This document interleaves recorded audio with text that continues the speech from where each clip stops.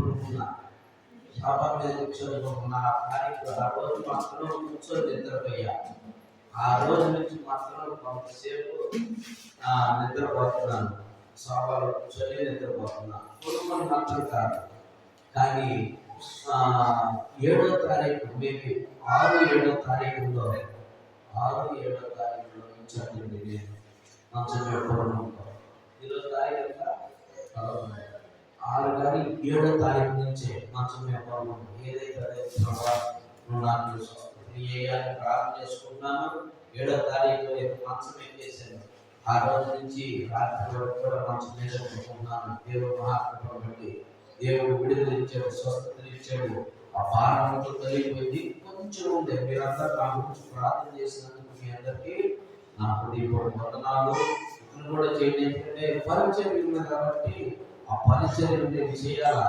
దాంతో పాల్గొనకపోయినా కూడా కొన్ని బరియల్ ప్రోగ్రామ్ కూడా వెళ్ళాల్సి వచ్చింది. మన కనపడ్డాడు బరియల్ ప్రోగ్రామ్ కూడా వెళ్ళి బరియల్ కార్యక్రమం కూడా చేశాం. చూడండి, దేవుడు మహాత్ముడు బట్టి దేవుని యొక్క నాకు పెట్టినటువంటి భారం కలిగినటువంటి పనులు, దేవుని పనులు నేను ఏది కూడా ఆడుకోగా నా శారీరకమైనటువంటి బలహీనతలో పాల్పడుతున్నా కూడా, నేను వ్యాధి పడుతున్నా భరించలేనటువంటి బాధలున్నా కూడా దేవుడు నాకు అప్పగించిన పనిని మాత్రం నేను విడిచిపెట్టలా. దేవుడు నాకు అప్పగించిన పనిని నేను విడిచిపెట్టలా. ఎవరి దగ్గర పాల్గొంటారు దగ్గరికి వెళ్ళి ప్రార్థన చేసి వచ్చా. ఎవరికి అయితే బలహీనంగా ఉన్నారో వాళ్ళకి వెళ్ళి ప్రార్థన చేసి వచ్చా. దెయ్యాల మీదకి వెళ్ళి ప్రార్థన చేసి వచ్చా నేను. కానీ నా బలహీనత ముందు కూడా ఇలా ఒక్క బలహీనత కలిగితే మనము తట్టుకోలేనటువంటి పరిస్థితుల్లో ఉన్నాం. కానీ అలాంటి పరిస్థితుల్లో దేవుడు నన్ను బలవంతుడిగా దేవుడు నన్ను తన పనులకు వాడుకున్నాడు. దేవుడు మహిమ. శరీరానికి అయితే నాకు బలహీనత కానీ ఆత్మకు బలహీనత లేకుండా నేను తిరిగాను. నన్ను చూసినవాడు మా ఇంట్లో అంటున్నారు, మా మాత్రమే నా బాధ చూసినవాడు అంటారే, ఇంటి చేపలు తీసుకురా, ఇంటిగా తిరుగుతున్నావు అంటారు. నా భాగం రాలేదు, నా సేవ రాలేదు. అర్థమైందా? నేను లేకపోతే నేను వాళ్ళని లెక్క చెప్పాలి. వాళ్ళని కాదు, ముందు దేవుడికి నేను లెక్క చెప్పాలి. వాళ్ళ ఉంటారు.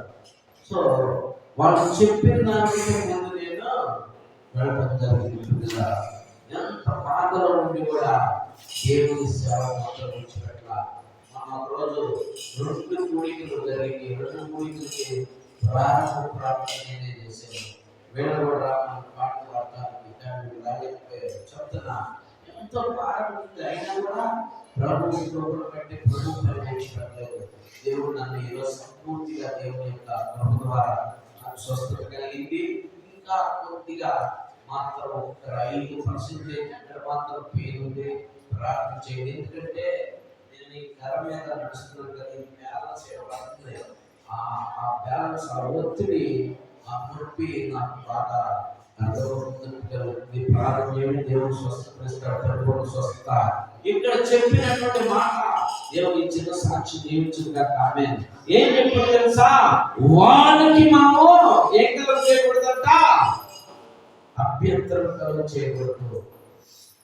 దేవుని సన్నిధికి మనము ఎలా ఉండకూడదు? అభ్యంతరంగా ఉండకూడదు. ఎవరికి వాడు మనం పరీక్ష చేసుకున్నాం. మన సొంత పనులు మనము నియంత్రణ చేసుకున్నాం. మన సొంత కార్యాలు మనము చేసుకున్నాం. మన సొంత మనం చేసుకున్నాం. కానీ దేవుని పని దేవుని సన్నిధిలో ఉండాలా. చూడండి, 24 గంటలు ఇంటూ 7 కొట్టు. 24 ఇంటూ 7 కొట్టు. 24 ఇంటూ 7 కొట్టు.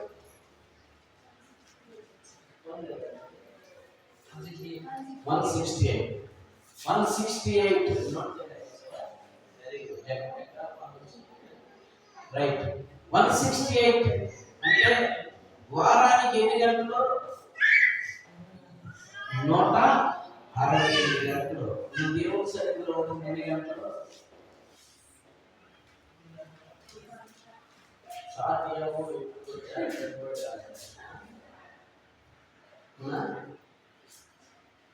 నువ్వు వచ్చి 30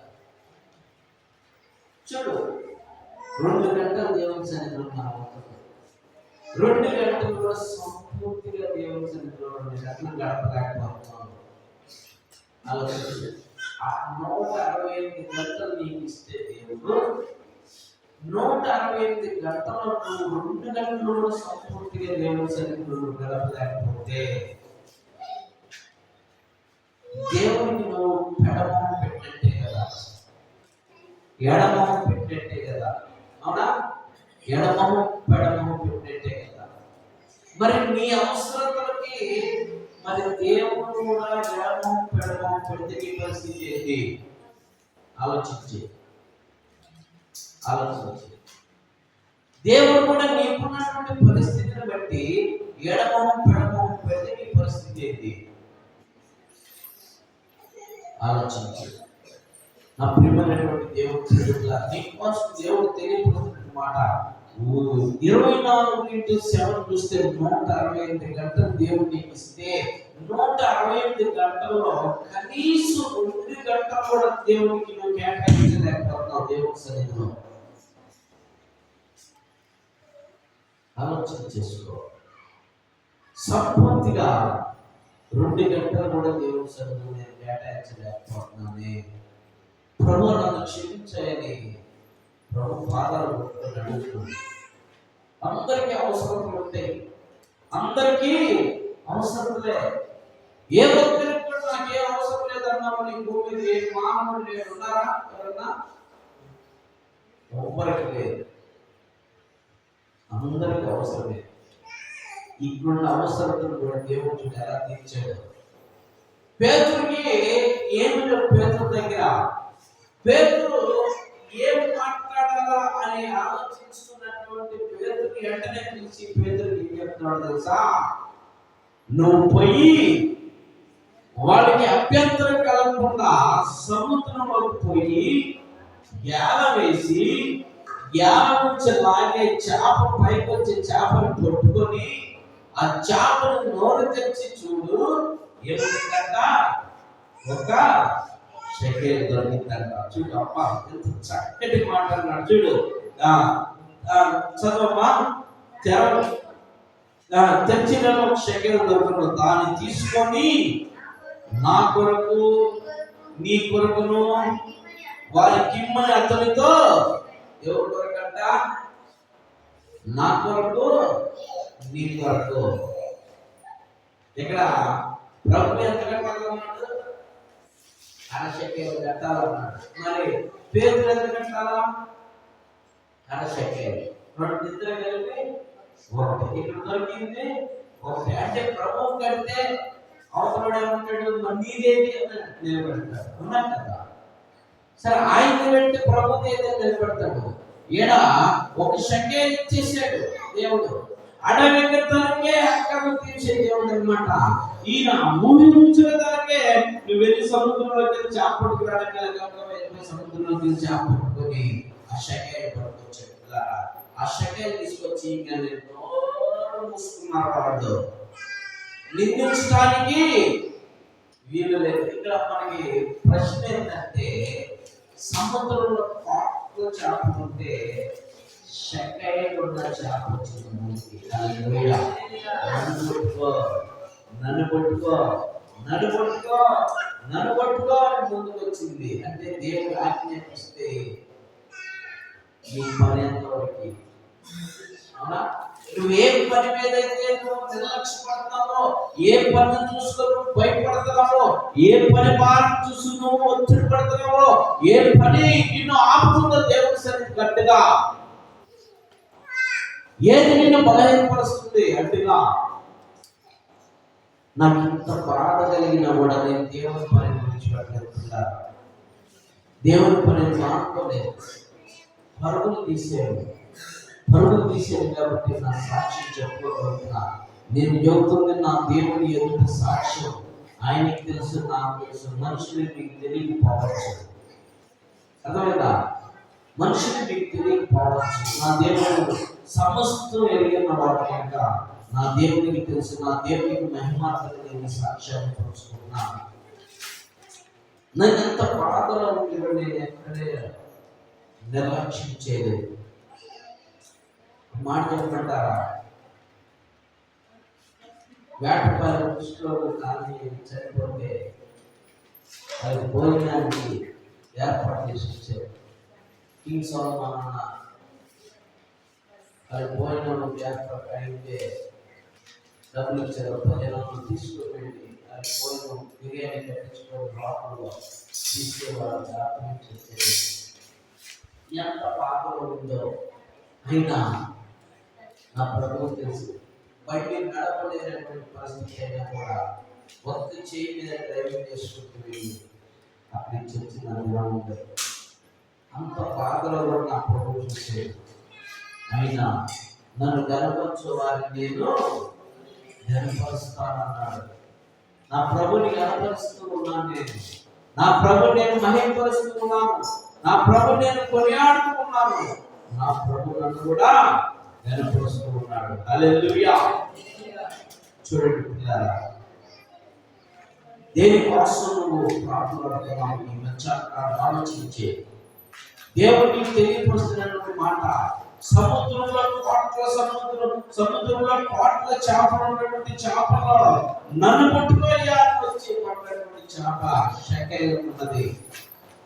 ఈ లోక సముద్రంలో పనుల్లో, ఈ లోక సముద్రంలో సమస్యలు, ఈ లోక సముద్రంలో కష్టాల బాధల్లో ఉన్నటువంటి ఎన్ని బాధలు నీకున్నా, ఎన్ని కష్టాలు నీకున్నా, ఎన్ని నీకున్నా నా ప్రభు సెలవిస్తే ఒక్క మాటతో సమస్తమా తొలగిపోతే నీకు నీ అప్పే కావచ్చు.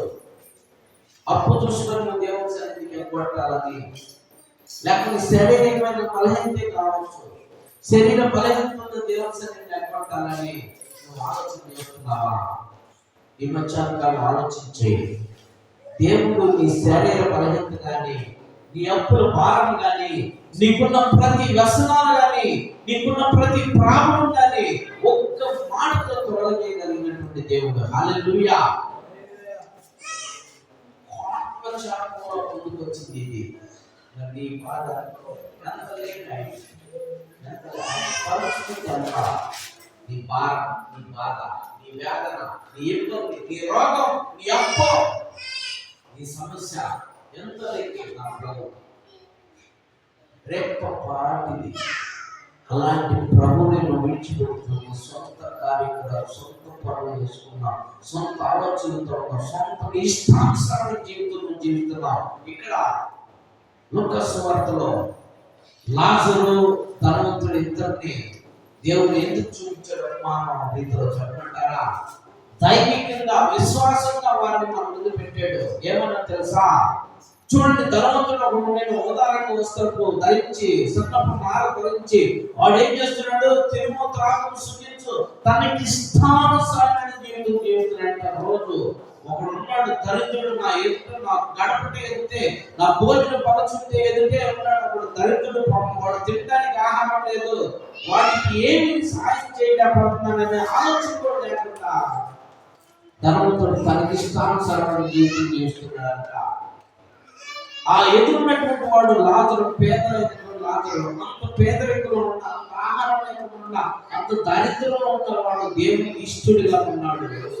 అన్ని సమృద్ధిగా పొందుకుంటూ, అన్ని ఆశీర్వాదాలు పొందుకుంటూ, అన్ని ఇష్టానుసారమైన చేస్తున్నటువంటి వాడు మాత్రము సుఖంగా బ్రతుకుతున్నాడు. కానీ ఇద్దరు ఒకరోజు చచ్చిపోతే సుఖంగా బ్రతికిన వాడు పాతాళానికి వెళ్ళాడు. ఆ కష్టంగా బ్రతికినటువంటి, నీతిగా బ్రతికినటువంటి వాడు, నిజాయితీగా బ్రతికినటువంటి వాడు, దరిద్రుడిగా బ్రతికినటువంటి వాడు లాజరు అబ్రహాము రోజున అనుకున్నాడు. ఈ రోజు నువ్వు ఆలోచించే, నువ్వు నిజంగా నీవు ఏ పరిస్థితిలో ఉన్నావు, ఏ కష్టంలో ఉన్నావు, ఏ బాధలో ఉన్నావు, ఏ ఇబ్బందిలో ఉన్నావు, ఏ ఇరుకులో ఉన్నావు, ఏ అవమానాలతో ఉన్నావు, ఏ వ్యాధులో ఉన్నావు, ఏ అప్పుల్లో ఉన్నావు. ఈ రోజు నువ్వు నీతిగా బ్రతకగలిగితే, ఈ రోజు నీతి నువ్వు నీ వెంబడి తీసుకోగలిగితే, నీతిగా నువ్వు జీవించగలిగితే, ఆ ప్రభు పాదాల పట్టుకుని అడగగలిగితే, లాజరు తన నీతిని పోగొట్టుకోలేదు పిల్లలు. బిడ్డలారా, లాజరు తన నీతి జీవితాన్ని విడిచిపెట్ట, ఆ ప్రభుని విడిచిపెట్ట, ప్రభు పట్ల నమ్మకము కలిగి ఉన్నాడు. యెహోవా ఇచ్చెను, యెహోవా తీసుకొనని యెహోవాకే స్తుతి కలిగించాడు. లాజరు ఇద్దరు చనిపోయారు. లాజరు అబ్రహాం అంటున్నాడు, ధనవంతుడు పాతాళంలోకి వెళ్ళాడు. కారణం తెలుసా? తన ఇష్టానుసారమైనటువంటి జీవితం జీవించాడు భూమి మీద. మరి నీ ఇష్టానుసారమైన జీవితం నువ్వు జీవిస్తే, నీ ఇష్టానుసారమైన బ్రతుకును బ్రతికితే, నీ ఇష్టానుసారమైనటువంటి తలపును ధరిస్తే, నీ ఇష్టానుసారమైన జీవితం నువ్వు జీవిస్తూ ఉంటే, నువ్వు ఒకసారి నువ్వు కూడా అదే పరిస్థితి అయితే, నువ్వు కూడా వచ్చినప్పుడు పాతాళంలోకి వెళ్తావు, నరకంలోకి వెళ్తావు. అగ్ని ఆరులో పురుగు సాగు, అక్కడ ఎగురికాలు కాల్చిందే. ఆ స్థితిగతులు నీకు రాకూడదనే కదా ఆయన నీ కొరకు ఈ సువార్తను వినిపిస్తూ నా ప్రియమైనటువంటి సోదరి సోదరుడా, లాభంలో ఏ రీతిలో నీతిగా జీవించాడు. ఏమి లేదు, ఆయనకి చెప్పడానికి లేదు. కనీసం బల్ల మీద పడుతున్నట్టు ముక్కలు ఎదుర్కొంటానికి కూడా ఆయన ఆస్కారం లేదు. అవి కూడా చిన్న చిన్నది. ఆ ముక్క మాంసం ముక్కుంటే, ఆ మాంసం ముక్క మీద అంతా కన్నాంతో వేసి ఎముకలు పెడితే ఆ ఎముకలు చీకుంటాడు బేబీ. అలా అంత దారిద్రంగా బ్రతికినటువంటి రోజు అబ్రహాము రొమ్మున అనుకుని సంతోషంగా ఉంటాడు. ఈ ధనవంతుడు అడుగుతున్నాడు, ఇక్కడ బాటలు తాగివాడు, నా కేజీ తిన్నవాడు ఏమడుగుతున్నాడు తెలుసా? తండ్రి అయిన అబ్రహామా, అయ్యా నీ దగ్గర ఉన్నటువంటి లాజరు పంపి అయ్యా. అయ్యా లాజరు చిటికి నేడు నుంచి ఒక్క బొట్టు చాలయ్యా, నా నోట్లోకి ఒక్క బొట్టు చాలయ్యా, బతిలాడుతున్నాడు. ఒక్క బొట్టు చాలయ్యా, ఒక్క బొట్టు తింటే నాకు దప్పికి తీరిందయ్యా. ఒక్క దప్పికతో ఉన్నాడు. చూడండి, లాజరు చిటికి నేడుతో ఒక్క డ్రాప్ తీస్తే చాలు. ఆలోచించి నా ప్రియమైన విశ్వాస నువ్వే స్థితిలో ఉన్న ఆలోచన చేయి. ఏ పరిస్థితిలో ఉన్న ఆలోచన చేయి. నిష్ఠానుసారమైన జీవితం జీవిస్తూ ఉంటే